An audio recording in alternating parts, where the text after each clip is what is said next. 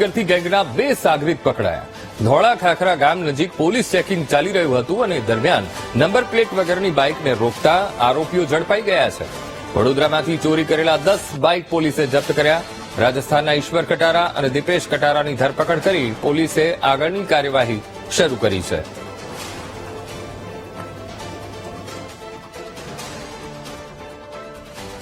એક મોટરસાયકલ ઉપર 2 ઈસમો જઈ રહ્યા હતા. તેઓને ઉભા રહેવા માટે ઇશારો કરતા ઉભા રહેલા નહીં અને ભાગવાની કોશિશ કરેલી, જેથી શંકાસ્પદ જણાતા તેઓને વ્યૂહાત્મક પીછો કરી અને તેઓને ઝડપી લીધેલા.